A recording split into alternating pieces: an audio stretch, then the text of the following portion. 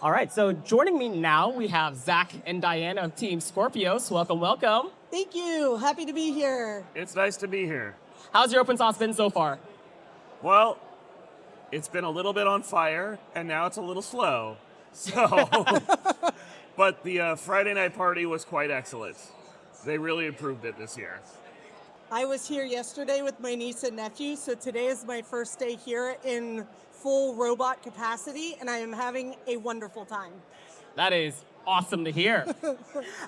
So for this talk, I kind of wanted to dig into the weapon system of Scorpios specifically. There's a lot of teams out there that run separate operators for weapon and drive, but I think hammer saws occupy this very ethereal space where communication between the two is so incredibly important. How long have you guys been running Scorpios as a duo? So the first year Zach and I ran it as a duo was 2019. So we've been 8 years. 6 years? No, 7. 7 years. I can add and subtract. When you guys are operating mid-fight, do you communicate with each other? Are there like signals or call signs? How do you operate it as a team? Not a single word between us. We have a rule. Well, not a rule. We both get into our driver's zone. I trust her to do what needs to be done, and she trusts me to do what needs to be done. So I when we pin somebody, and I'm like, just hold them still. Hold them still, and the tail will magically do everything the tail is supposed to do. And I'm pretty sure Diana has a similar mindset going on. No, when I get in my driver's zone, all that's going through my head is smash, smash, smash. How long did it take for you guys to establish this kind of like extraneous communication between each other? So Zach has always wanted to operate it this way. It terrified me the first year because I am very verbal, and I need to know what he's thinking, what he's doing, what he wants from me, and all that stuff. And so it took maybe the entirety of 2019 for me to get used to, okay, he doesn't talk and he doesn't want to talk, so I just need to do my thing and hope that it is the right thing. And then by 2020, when we were operating together, it was completely smooth, fluid. A lot of people thought one person was running it and were surprised to find out that two brains operate Scorpios as fluidly as one brain could operate Scorpios. I don't know what that says about us and our brains, but, you know. It's obviously been hugely successful, but tell me, have there been any hurdles or obstacles as a 2-for-1 operation here? Periodically, she does go rogue off the plan, and I've learned it most of the time it goes at our advantage, so I don't complain. So I do remember at Battlebots Face-Off, I pinned Mad Catter to the wall right in front of us. Like, Mad Catter was there, and we were standing here. And I was trying to twitch over to get a shot on the side for us to go after the battery. And I remember I saw the arm start going, and I was like, no, Diana, no, we're still over the weapon. And that's what went through my head. But then she perfectly scraped the side of his weapon and got his weapon belt. And I was like, oh, that's such a better target than what I was thinking. When you see your partner doing something that you don't necessarily think is a good idea, you have zero control over stopping what is happening. And so that's probably the biggest hurdle out of having more than one operator, is that once you're in the driver box, there's no more communication. There's nothing you can do if something is happening that you don't want to have happen. I do remember during our Ribot fight, we did a whole builder blog on this. It was one of the most money we ever lost was fighting Ribot, which is surprising when you look at some of the damage in the other fight. Ribot, we pinned Ribot down on the far wall where neither of us could see it very well, and Diana took a swing directly into the weapon, and it like destroyed everything in our arm. But everything in the robot. Eventually everything in the robot. There was a terrible backlash of their full weapon power transferring into our robot through our weapon system. because the two blades met. And Ribot's blade is heavier with more motor power behind it, so it pushed everything in our weapon system backwards. Oh. The chains, the belts, the motors, the gearboxes, all trashed. But I've never been mad at Diana about this because I would have taken that shot. I pinned the robot there and I'm like, now it's Diana's turn. Let her hit him. And I waited until we hit. And then I was like, wow, that was a terrible spot for me to park. We both do things, and we try very hard not to Monday night quarterback each other, because most of the time, she would have done what I would have done, and I would have done what she would have done. I'm really curious, does this intense non-verbal communication exist outside of the sport? Are you guys like making dinner and don't even need to say a word to each other and just know what's going on? No, and I don't know why. Only in Battlebots. I keep asking, can we get to the driver level point, but... No, like I said, I really like to talk. So, unfortunately, when we are outside of the battle box and outside of the driver area, it is all talking all the time, either through my cats or through me. We can never decide what's for dinner. Ever. Every night. What do you want? I don't know. What do you want? I'm not sure. I'm like, can we just land on pizza? I know we're going to be there in 20 minutes. But no, we're going to talk. The eternal struggle. The eternal struggle. Talking about Scorpios itself, what is your favorite thing about Scorpios, and what about your robot annoys you the most? My favorite thing about Scorpios is the cat face that it has, and that it has had since its existence. That is why the Scorpio social media is all cat videos. It's supposed to be a scorpion face. It's a cat face. And the thing that probably annoys me the most about Scorpios is the wheelie issue it has. Mm-hmm. We have lost so many first engagements due to that issue, and it has been a hard issue for us to try to repair. And we've been working on trying to get rid of it for years. Oh man. My favorite thing about Scorpios is the AR-400 steel from Van Bever Brothers, and welding it all together, and how many weapons I've driven that into, and it survives. Wow, yours is so much more sponsor-friendly than mine. My least favorite part, we've been looking for a good controls engineer for years. I hate wiring. I hate wiring even more after our last match that just aired. And I've been wishing I could find someone who's decent at wiring, controls. It'd be really nice if they knew how to tune a brushless motor. There's only so many Derek's out there in the world, unfortunately. And I'm on his waiting list. I don't know if you heard yesterday's panel. I've waitlisted.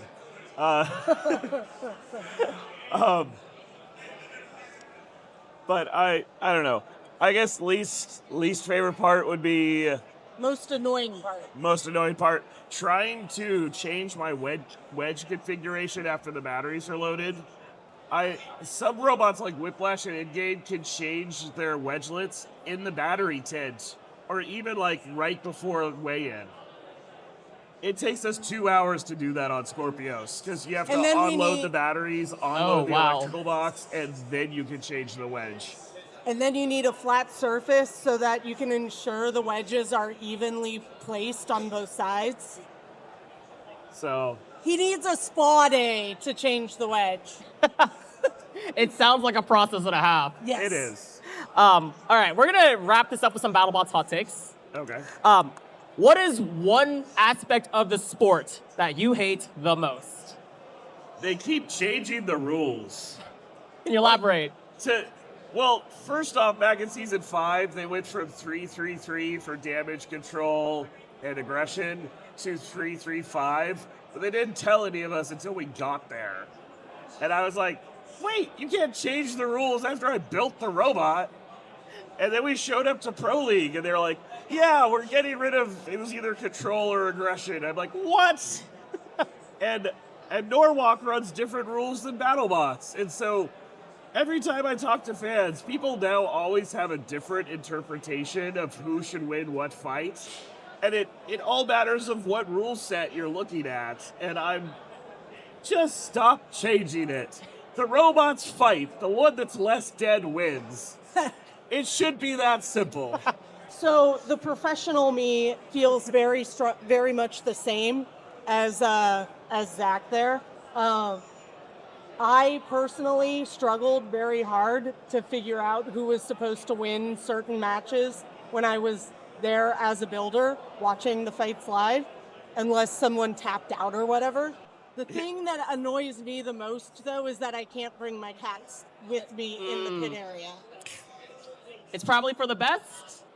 I would say that's for the best. I feel like they try to make you think that, but who doesn't want a kitty snuggle break after a stressful build I was day? gonna say emotional support cats, or are you giving cats an impact wrench and tell them go for it? Yes, both. Okay, I see. Like 1 minute I may need them to be emotional support cats. The next minute we need extra paws to impact drive our robot. You know what? Start the petition. We can make this happen. No. Write the letter. Greg and Trey, I know you're watching. Who do you think is the most underrated Battlebot? Battlebot that doesn't get enough love. I'm going to say Terratops. Ooh. They still get, from what they've told me, they still get a lot of Reddit comments about themselves and how they're not necessarily to be taken seriously or whatever. And they are an amazing robot, amazing team. They should not be underrated at all. I think they are amazing, and I love them. I already said this on the Builder blog months and months and months ago. And so I guess for consistency purposes, I should not change my answer. I saw, again, on Reddit, where all magical nice things are said, people were dumping on the twins, saying a multi-bot has never won anything. And I try to remind people the pedigree of the twins. That's Aaron Hill. That's the guy who made Blip, the guy who made Tantrum. He's won the Giant Nut with a punching robot, which, once again, has never won a tournament before. And I said this on the blog months ago. Anyone dumping on the twins has no idea what they're talking about. If you are building a robot and it is making it to the arena, you are not to be underrated at all. You have built a robot and made it into the arena, and not many people can say they've done that. That whether it be the Battlebots or any arena. How many robots have signed up for a match or a competition and have not shown up at all for one reason or another? So if you're a builder and you sign up for a competition and your robot makes it to that competition, I think you are to be praised as a wonderful and amazing builder, because not everybody can do that and say that. Final question for me. If you had the opportunity to rematch any robot that you fought before, who would it be and why? Sawblaze. Sawblaze, why? I know. I remember that fight. I very much remember. I remember the discourse. I remember the backlash. I remember the whole story arc. The death threats. Still come. Is it Skorpios or Scorpisaw or Scorpius Sword? What was the nickname that was coined there? Skorpios. Skorpios was the name. So I did let the builders vote, and there was an actual plan. I know from what they showed on the or what they showed in the episode and what Chris and Kitty said, everyone's like, that was stupid and beyond stupid. But I have the picture of Sawblaze. When she swung and hit him with the sword, she was only a ½ inch off his weapon chain. And that's what we were aiming for. If we got the weapon chain, we would have disabled his arm. And then if he just flipped once, one of the times we ran each other into the screw, like kind of how I got flipped at the end, that was my original plan on him. So this serrated part of the sword was supposed to catch and rip off his weapon chain, which we almost did. ½ inch off. There's a giant, not giant, but there's a gouge in the Sawblaze frame where the sword landed. ½ inch off that chain. But I would not do it with the sword again. I have read all the comments from all of our fans who desperately wanted to see a hammer saw fight. And they thought they might get it with Skorpios and Kraken when we fought the hammer saw version of Kraken. But we ended that fight the same way Sawblaze ended our fight. We rammed him into the screws and he got stuck in the first 15 seconds. Has there ever been a good hammer saw fight in Battlebots yet? No. Wow. So. You know why? Because that doesn't exist.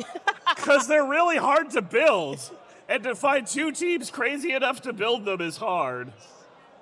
Also, I believe Zach and Jameson talked about this, and the reach that both of our robots have, the weapons wouldn't reach each other in a nose-to-nose meetup.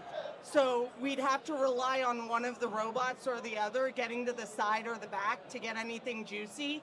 And how likely are Zach or Jameson to let the other person get to the other side of their robot? So it just has potential to be a really boring fight. But like Zach said, if we do rematch Sawblaze, it's going to be hammer saw v hammer saw, because that's what the crowd wants, and so that's what they're going to get. We just need Battlebots to give us that rematch, and then you'll get it. There it is. If I can't have a rematch with Sawblaze, it would be a rematch with Manta, because a battery wire slipping out of an Anderson is a very sad way to lose a match. That was pretty unfortunate, yeah. Yes. Yeah. And I want to give Nick the fight he deserves. So even if we lose the rematch, I want to have a fight, not a, oh, you grazed us and we turned off. All right, I think that covers everything here today. Thank you guys so much for joining us here. Thank you. And I hope you guys have a good rest of the open sauce. You too. You too. Thank you.